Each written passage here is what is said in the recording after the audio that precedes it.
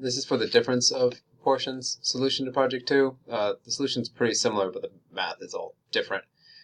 So here, this P1, this was our population proportion before, but now it's not. This is it's just one of the two proportions. Let's go ahead and scroll. This is chapter 6.2. So we're kind of using this thing, right? We've got our P1, which is our proportion from the United States, and P2 is our proportion from our class.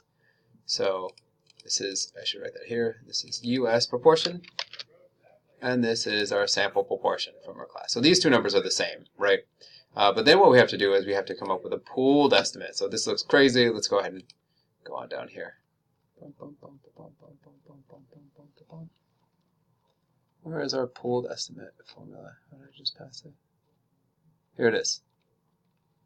So we have the number of successes. So we take our two proportions multiplied by the sample size, right? Our US proportion multiplied by the sample size, our mass proportion multiplied by sample size over the two sample sizes added together. That's our pooled proportion, and that is what this thing is. There is one thing that we have to point out that is not obvious in this. Our sample size for the US proportion, let's find it. Let's find it on the paper. Here, let me pull it up. So if we look at the Gallup article, right, and we scroll all the way down to the bottom of the Gallup article, we can click on the methodology link, right, which several of us did. In the methodology link, we notice a couple things, right? We notice that there are different forms of the same question. So we go down here. Keep in mind that all your answers in the survey are confidential. Have you yourself happen to try marijuana? This is 478 people out of the total, what was it, 1,012 or something like that.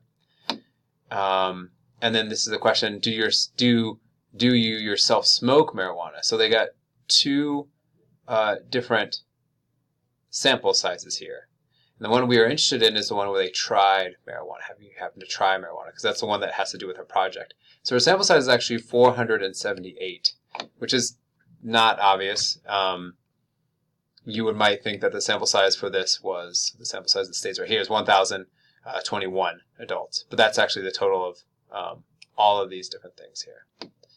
So so this is the number we have to use for our pooled estimate. Let's go back over here. So this number right here is 487, right? Yeah, and so when we're calculating our standard error, that matters too. This is, oh, is it 487 or 478? 478. So when we're calculating our standard error, that matters too because we have to divide our pooled estimate by the two population sample sizes. So 478, and our sample size was 42. Let me pull up that formula in the book so we can see it typed out. Where is our text? Here it is. Here it is right here. We have to use this thing. It's probably written somewhere else a little bit better. Let's make it a little bit bigger, right? So these are our standard errors, our pooled estimate, which is this right here, right? Times the complement of that over one sample size, and then our pooled estimate times the complement of that pooled estimate times the other sample size. So anyway, that's our standard error.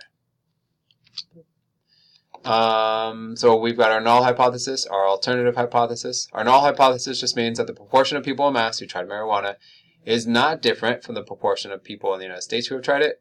And this one is that they are different, because if they were not different, they'd be equal to 0. If they are different, then the difference would be not equal to 0. We got our alpha, we get our test statistic. Our test statistic, let me pull that up so we can see the equation here too. Test statistic is the point estimate for this, for two proportions. Our point estimate is one number, one proportion minus the other number, minus the null value, which is 0, divided by the standard error. So that's what I'm doing here, my test statistic. Notice our test statistic is pretty close to what we have, what we had when we were just doing one proportion, right? When we were treating this as our population P. Our critical number is the same, and our p-value is basically the same as what we had with one proportion, about 22%. So our answer is the same, we just were doing it in a different way. That won't always work out, but in this case it did. All right, so that is how you could do project number 2 with two proportions. All right, thanks. Bye.